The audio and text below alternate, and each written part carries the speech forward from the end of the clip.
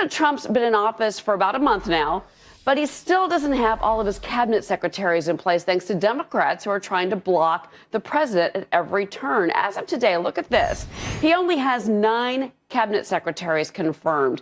At this point, President Obama had 12. George W. Bush had all of his picks confirmed by this point in their respective presidencies. So how can the president accomplish his promises when the left is giving him such a hard time? Let's bring in our panel. Joining me now, political analyst and Fox News contributor Leslie Marshall, who I know has a lot to say about this topic, and American Majority CEO Ned Ryan. And welcome to you both. Leslie, at some point, the Dems are going to look like obstructionists. If they already don't at this point.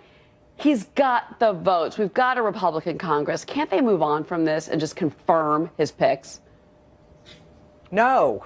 And the reason is not to be obstructionist, but I think to do, hey, look, if you want extreme vetting of people coming into the country, don't you want extreme vetting of people that are going to be in the cabinet of the most powerful individual in the world, our commander-in-chief, the president? And I would say that people on both sides of the aisle want that. And Republicans have done this and would do this if it were a Democratic president. They don't have the votes, but I don't think it's wrong to ask the questions. And quite frankly, obviously, asking questions and unearthing some information has led to some shakeup and even a resignation or somebody pulling back their nomination. So I think that they're doing the right thing. You know, Ned, I was kind of curious where we were in all of this, and I want you to respond because I was looking at where, like Wilbur Ross, for example, someone we've known here for a long time, Secretary of Commerce. He has been approved by the committee, so it seems to me it's just sign off. Same with the Interior Secretary role, Rick Perry for Energy Secretary. I mean, these are roles that these are departments that need leadership. No, exactly. I mean, I would go back and point out this has been the slowest confirmation process for a cabinet since literally George Washington. I think it's gotten to the point of absurdity. You know what? These are Trump's picks. Political elections have consequences. He won. He's picked his cabinet. Let's confirm his cabinet so we can get down to business. And this is what American people want. They want us to get to business. They want us to start working on the economy. They want to get Americans back to work. They want them to get a paycheck. And so people are clamoring and saying, oh, you know, he hasn't been able to do much. Well, first of all, he's been fighting the Democrats, the bureaucrats, and the press who have been trying to obstruct and undercut him and attack him. But he's made some great picks. He's got Jeff Sessions as Attorney General. He's got Betsy DeVos. He's got General Mattis. He's got Elaine Chao. I think Tillerson, a little bit outside the box. I think he's going to be a good pick at state. I think you've got a great pick with Pruitt at EPA. You know what he's also done? He's also fulfilled a lot of campaign promises already in the first 30 days. He appointed a Federalist Society rock star judge, Neil Gorsuch, for the Supreme Court. He's cutting back regulations. He's done a government hiring freeze. He's done a lot of things in these 30 days despite facing some pretty severe headwinds. Well, I mean, the Supreme Court pick, we're going to start hearing about that end of March. I think we all need to brace ourselves for that fight on Capitol Hill. I mean, that's going to be something else. Leslie, but, you know, at the same time, I mean, you know, there's been a lot of criticism that Donald Trump is making mistakes and he's angering the left, he's angering Americans. But if you think about it, if he's got these good picks, like Ned is saying, if they could get into their positions and start to work, it would maybe take some of the pressure off of President Trump. And he's feeling kind of it from all sides right now. Ned, I don't envy your position. And the reason I don't envy your position is that some of these picks are not just not liked by people like myself who are Democrats. Which ones, Leslie? They're not liked by some of the people. Which ones? Well, our education secretary. Oh my gosh. I talked to a lot of people that voted for Trump completely untrue. that do not like her ideas for education, that are very happy with the public school system. We want to break majority up the of public American teacher children union. go to Leslie, public go ahead, school, let her Ned. finish. Okay.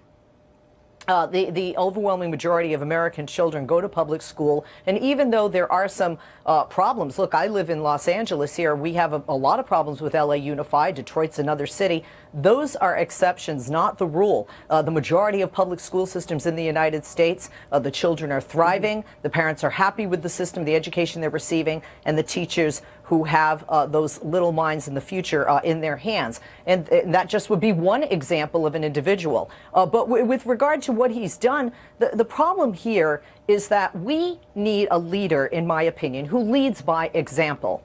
Be outright lying, giving false information, saying that the media is the enemy when we have ISIS in the past 24 hours that has attacked and killed individuals overseas. This man needs to take this job seriously. Stop golfing. He is taking it seriously. Stop having a Southern White House and do the job that the American people elected him to do. You're talking about his trip to Mar-a-Lago and the cost with that in particular has been controversial. But I want to bring up, there's something happening today, and we haven't heard from President Trump on this particular issue, but we've got all these Not My President protests that are taking place across the country right now. You've got them in Philadelphia, D.C., here in New York, I'm assuming the West Coast.